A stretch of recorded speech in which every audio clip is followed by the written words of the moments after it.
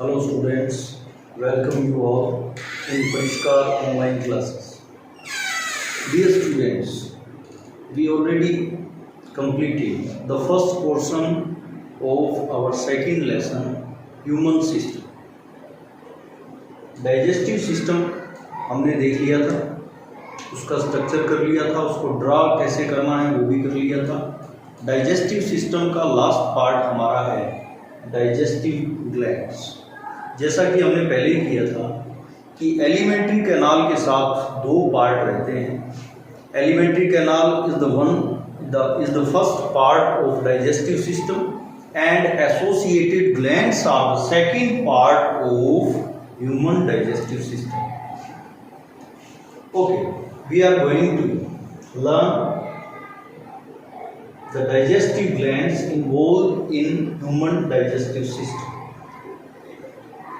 तो इसके अंदर सबसे पहले हमारे पास है सलाइवरी ग्लैंड्स, और ये एलिमेंट्री कैनाल के अंदर सबसे फर्स्ट के अंदर होती है, माउथ के अंदर होती है। सबसे पहले अगर हम इसकी पोजीशन देखते हैं तो 3 टाइप की हमारे पास सलाइवरी ग्लैंड्स होती हैं, पैरोटिड्स, सबमैक्सिलरी और सबलिंगुअल। अब ये पेयर्स के अंदर है। अगर हमसे कोई total number of salivary glands पूछे तो हम 2, 2, 2, 6 टोटल हम बताएं, यानी कि ये पेयर्स के अंदर है। तो यहाँ पर हमें पता लगता है कि हमारे पास 6 सलाइवरी ग्लैंड्स हैं जो कि पेयर के अंदर है। अब इनकी पोजीशन देखते हैं क्या है। पैरोटिड सबसे पहले है। पैरोटिड ग्लैंड जो है ये लार्जेस्ट सलाइवरी ग्लैंड है, यानी कि सबसे बड़ी सलाइवरी ग्लैंड है, मतलब इससे सबसे ज़्यादा सलाइवा का प्रोडक्शन होता है। इसकी पोजीशन है चिक के अंदर, यानी कि हमारे जो दोनों चिक हैं यहाँ पर पैरोटिड सलाइवरी ग्लैंड होती है और काम क्या करती है सलाइवा प्रोडक्शन का। सेकंड हमारी है सब मैक्सिलरी, ये लोअर जॉ में होती है, लेफ्ट और राइट दोनों साइड के अंदर। इसको सब मैक्सिलरी सलाइवरी ग्लैंड बोलते हैं। और उसके बाद लास्ट में है सबलिंगुअल सलाइवरी ग्लैंड, ये बिलो टंग होती है, यानी कि हमारी टंग के ठीक नीचे होती है। अब अगर हमसे पूछा जाए कि सलाइवरी ग्लैंड का जो प्रोडक्शन है, सिक्रेशन है, उसका नाम क्या है, उसका नाम है सलाइवा। सलाइवा प्रोडक्शन करती है। अब ये सलाइवा होती क्या है, अगर इसकी फिजिकल स्ट्रक्चर देखें तो फिजिकल स्ट्रक्चर के अंदर सलाइवा जो है एक वाटरी लिक्विड है। वाटरी का मतलब कलरलेस है, इसका कोई कलर नहीं होता है। लाल आप सबने देखी हुई है, वही सलाइवा है, वाटरी लिक्विड है। दूसरा ये करता क्या है, इसके फंक्शन कई बार एग्जाम के अंदर पूछे जाते हैं कि सलाइवा का जो है हमारे वर्क क्या है। तो सलाइवा क्या वर्क करती है वो देखिए। सलाइवा के 2 वर्क हैं या 2 फंक्शन हैं हमारे पास। फर्स्ट तो है कि ये कार्बोहाइड्रेट जो कॉम्प्लेक्स है उसको सिंपलर में कन्वर्ट करती है। कॉम्प्लेक्स कार्बोहाइड्रेट लाइक स्टार्च को ग्लूकोज या फ्रक्टोज में, यानी सिंपलर कॉम्प्लेक्स को सिंपलर में कन्वर्ट करने का काम करेगी। और दूसरा इसका काम जो है ल्यूब्रिकेशन ऑफ फूड स्टफ। जो भी फूड हमने खाया है उसको लुब्रिकेट करेगी, यानी कि लसलसा करेगी, जिससे हमें इसे स्वेलो करने में कोई प्रॉब्लम नहीं है। अब ये जो कार्बोहाइड्रेट का कॉम्प्लेक्स कार्बोहाइड्रेट का सिंपलर कार्बोहाइड्रेट में कन्वर्जन है, ये सलाइवा करती है। इतनी बात तो आपको पता लगे। लेकिन सलाइवा के अंदर ऐसी क्या चीज है जिससे कॉम्प्लेक्स कार्बोहाइड्रेट सिंपलर कार्बोहाइड्रेट में कन्वर्ट हो जाता है? वो एक एंजाइम है जिसका नाम है salivary amylase.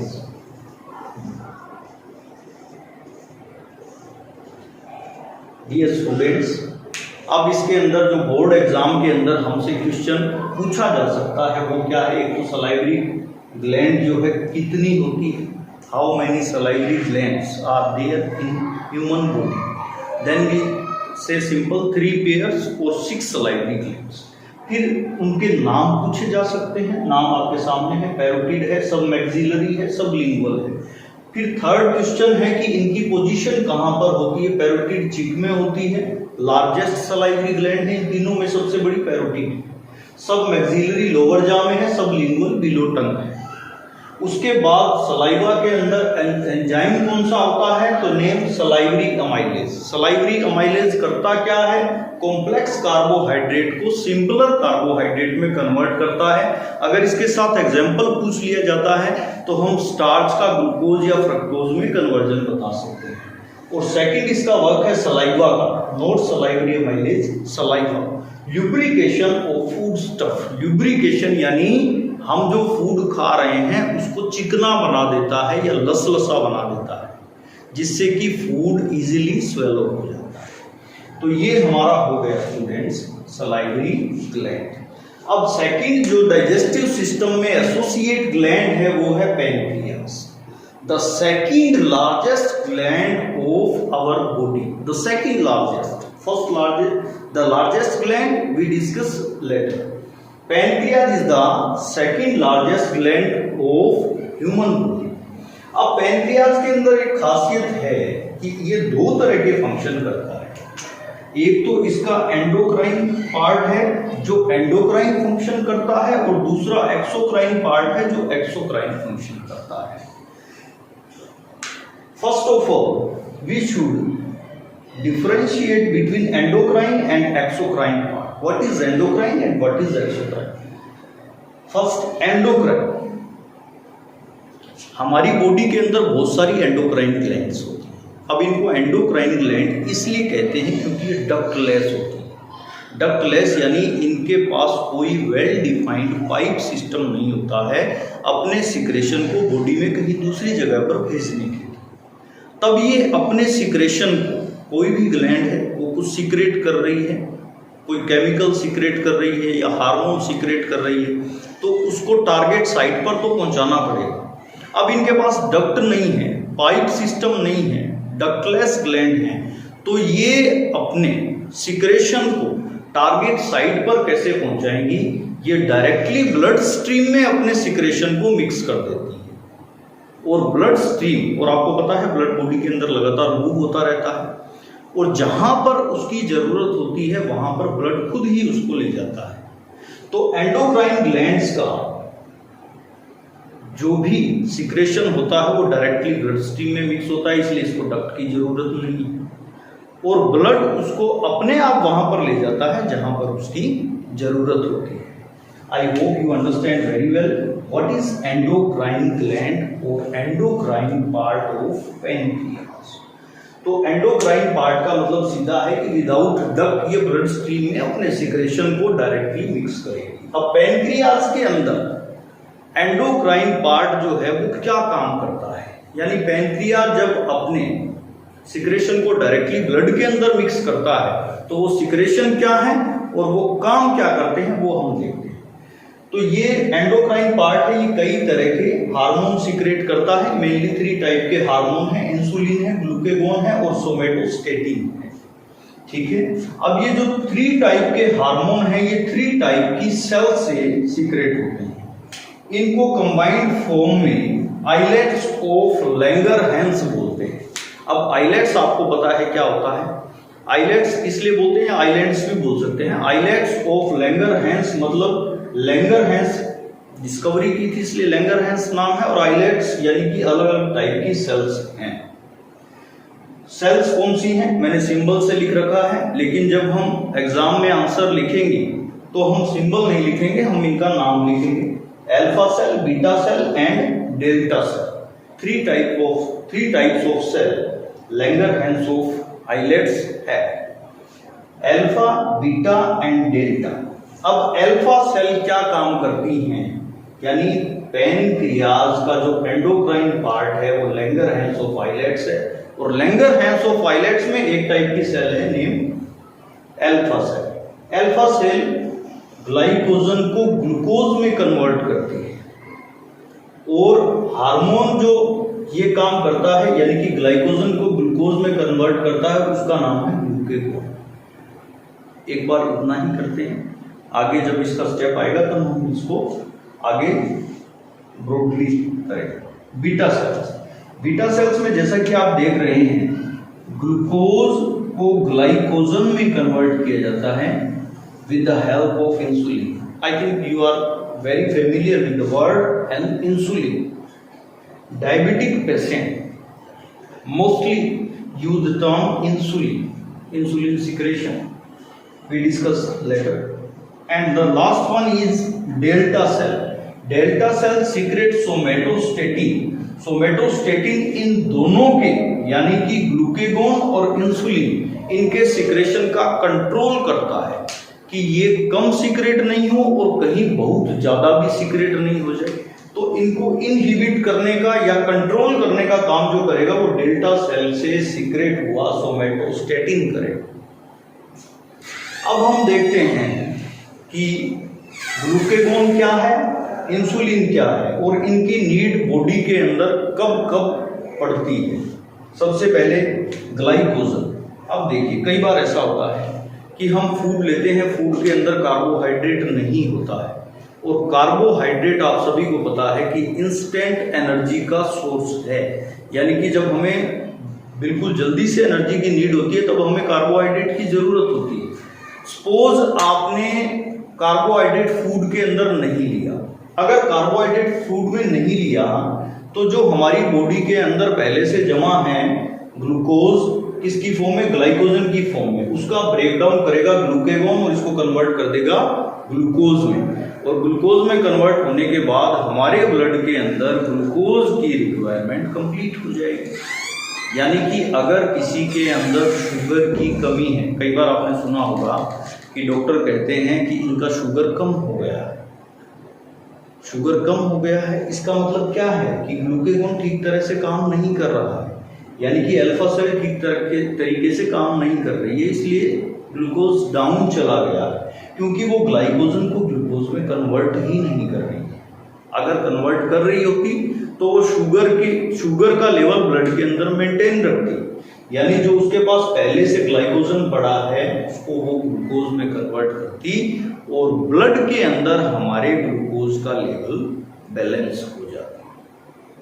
Second, beta cells, ये ग्लूकोज को ग्लाइकोजन में कन्वर्ट करती है। मोस्टली जो डायबिटिक पेशेंट होते हैं उनके अंदर बीटा सेल ठीक तरीके से काम नहीं करती है। हम ओवरऑल एक ब्रॉड वर्ड के अंदर पैनक्रियाज वर्ड यूज कर लेते हैं, लेकिन स्पेसिफिकली बीटा सेल्स होती हैं वो प्रॉपर वे से काम नहीं कर रही होती। इसका मतलब ये है कि बीटा सेल का वर्क ये है कि ये ग्लूकोज को ग्लाइकोजन में कन्वर्ट करती है। सपोज आपने किसी दिन कार्बोहाइड्रेट ज्यादा ले लिया तो कार्बोहाइड्रेट डाइजेस्ट होगा और डाइजेस्ट होने के बाद ब्लड में चला जाएगा और ब्लड में जाने के बाद ब्लड का शुगर लेवल बढ़ जाएगा। अब शुगर लेवल बढ़ा हुआ ब्लड के किसी काम का नहीं, तो उसको कंट्रोल करना पड़ेगा। उसको कंट्रोल करने के लिए क्या करेगा, इंसुलिन हार्मोन जो है ग्लूकोज को ग्लाइकोजन में कन्वर्ट करेगा और जब ग्लूकोज ग्लाइकोजन में कन्वर्ट हो गया तो शुगर लेवल मेंटेन हो गया, यानी कि जो बढ़ा हुआ शुगर था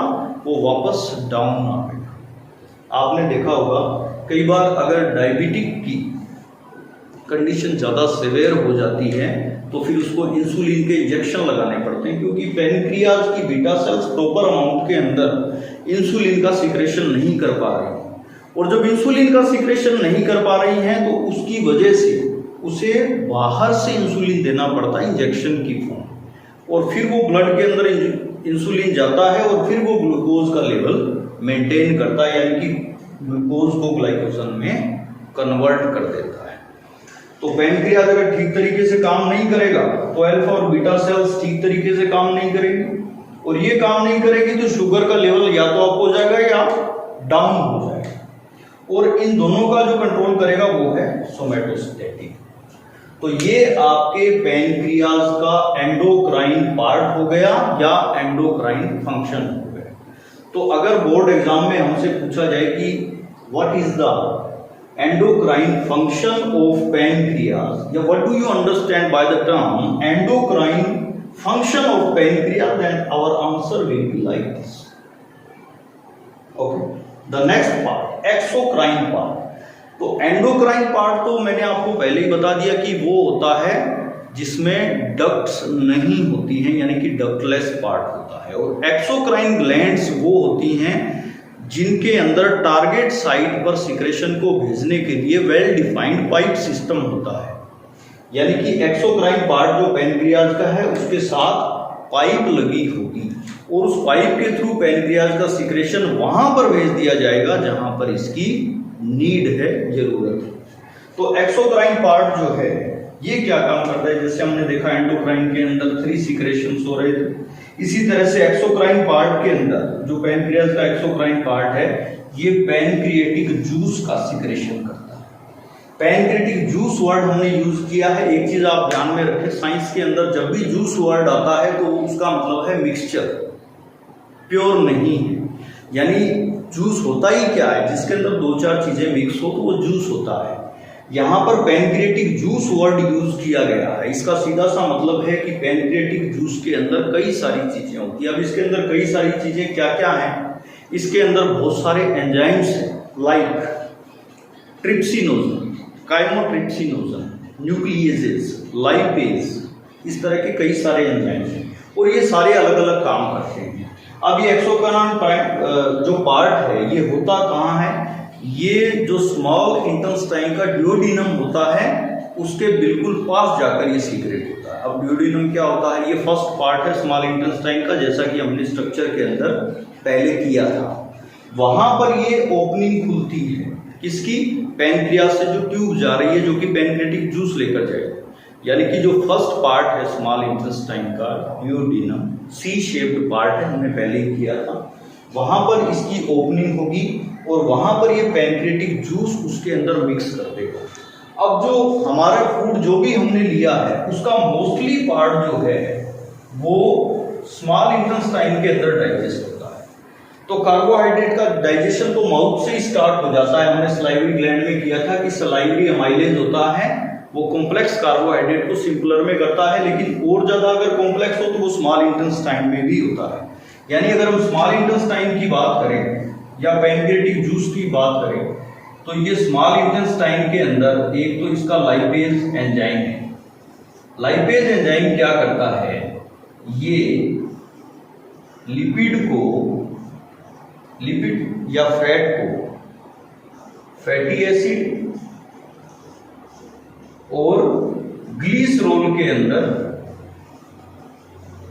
ब्रेक डाउन कर देता है। लाइपेज फैट जो है उसको हमारी बॉडी डायरेक्टली डाइजेस्ट नहीं कर सकती। फैट जो भी जिस किसी चीज के अंदर भी ऑयल है या घी है उस सबको फैट बोलेंगे या लिपिड बोलेंगे। लाइपेज एंजाइम लिपिड को फैटी एसिड और ग्लिसरॉल के अंदर ब्रेक डाउन कर देता है। दूसरा एंजाइम जो पैनक्रिएटिक जूस के अंदर है वो है प्रोटीएज।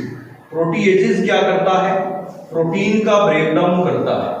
और किसमें करता है प्रोटीन का breakdown, small amino acid chain के अंदर।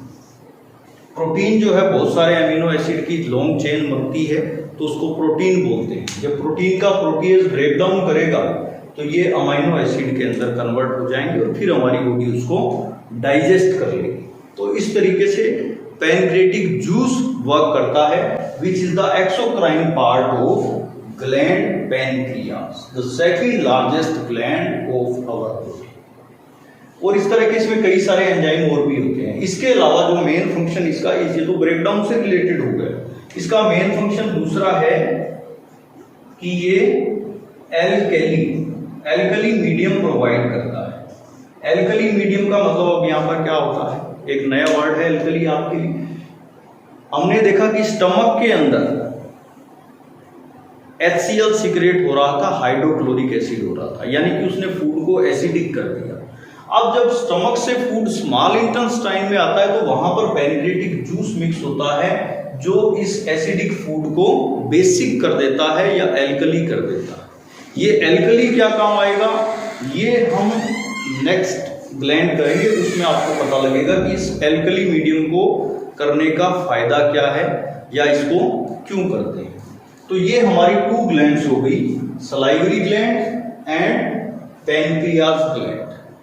सलाइवरी ग्लैंड के 3 पार्ट, पैनक्रियाज के 2 फंक्शन हैं endocrine function and exocrine function. Mostly board exam के अंदर ये फंक्शन के नाम से आता है, पार्ट के हिसाब से भी आ सकता है, तब हमें इसकी स्ट्रक्चर ड्रॉ करनी पड़ती है।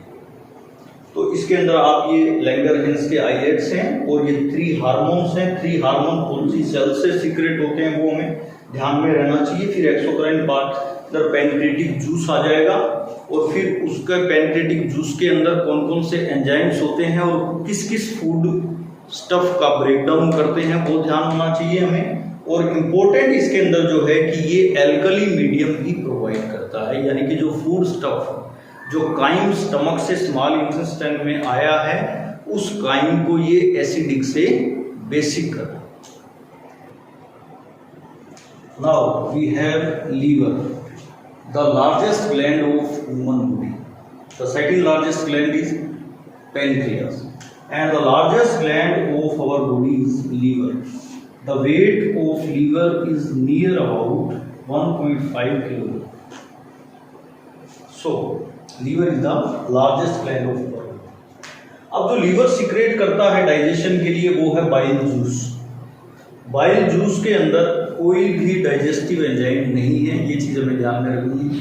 हमारे पास जो पहले स्टमक के अंदर जूस था या इंटेस्टाइनल जूस था या पैनक्रिएटिक जूस था, उन सभी के अंदर डाइजेस्टिव एंजाइम्स थे, लेकिन लीवर जो सिक्रेशन कर रहा है बाइल जूस उसके अंदर कोई डाइजेस्टिव एंजाइम नहीं है, लेकिन इसके अंदर पिगमेंट है, बाइल साल्ट है, कोलेस्ट्रॉल है और फॉस्फोलिपिड्स हैं।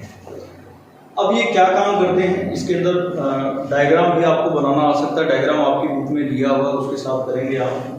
अब इसका सबसे मेन जो फंक्शन है ये एसिडिक फूड को बेसिक फूड में कन्वर्ट कर देता है। जैसा कि हमने एलिमेंट्री कैनाल के अंदर पढ़ा था कि जब स्टमक के अंदर हाइड्रोक्लोरिक एसिड मिक्स होता है तो हमारा फूड एसिडिक हो जाता है और वो काइम की फॉर्म में स्मॉल इंटेस्टाइन में आता है और उस टाइम तक फूड एसिडिक होता है। लेकिन जैसे ही लीवर से बाइल जूस मिक्स होगा तो ये फूड एसिडिक से बेसिक फूड में या अल्कली फूड के अंदर कन्वर्ट हो जाएगा। अब अगर कोई पूछे कि बेसिक फूड होने से क्या फायदा हो, कि कोई डाइजेशन में तो हेल्प नहीं कर रहा, तो बेसिक होने का ये इसका इफेक्ट रहेगा कि पैनक्रिएटिक जूस के अंदर जो भी एंजाइम्स थे, चाहे वो लाइपेजेस था, न्यूक्लियेजेस था या और भी कोई एंजाइम था, उनको वर्क करने के लिए, एक्शन करने के लिए बेसिक मीडियम की नीड होती है। सीधा सा मतलब है कि जब तक बाइल जूस मिक्स नहीं होगा फूड में, पैनक्रिएटिक जूस वर्क नहीं करेगा। हालांकि डायरेक्टली कनेक्ट नहीं है, लेकिन फिर भी इनडायरेक्टली कनेक्ट ऐसे है कि जब तक फूड बेसिक नहीं हुआ तब तक पैनक्रिएटिक जूस काम ही नहीं करेगा। और बेसिक फूड कौन बनाएगा? बाइल जूस, जिससे एसिडिक फूड होता है। अब इसका सेकंड जो फंक्शन है वो है इमल्सिफिकेशन ऑफ फैट। हमारे लिए ये नया वर्ड है इमल्सिफिकेशन। इमल्सिफिकेशन होता क्या है?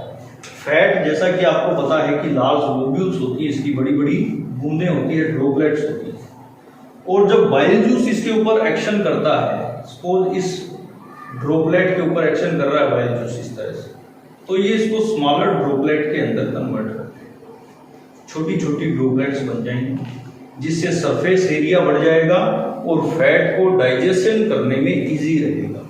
सीधे अगर बिल्कुल जनरल लैंग्वेज के अंदर समझना चाहें तो लार्ज फैट ग्लोब्यूल का स्मॉल ग्लोब्यूल फैट ग्लोब्यूल के अंदर कन्वर्ट होना, यही इमल्सिफिकेशन ऑफ फैट है। और जब तक इमल्सिफिकेशन ऑफ फैट नहीं होता है तब तक फैट का डाइजेशन नहीं हो सकता। एक बार रिमाइंड कर लेते हैं कि फैट का डाइजेशन जब होता है तो फैट या लिपिड किस में कन्वर्ट होती है? फैटी एसिड में, और साथ में इसके रहता है glycerol. So we can say the fatty acid and glycerol are the simpler form of fat or lipid, और यही काम इमल्सिफिकेशन ऑफ फैट में बाइल जूस करेगा। अब यहाँ पर एक हेप्टिक डक्ट दी हुई है।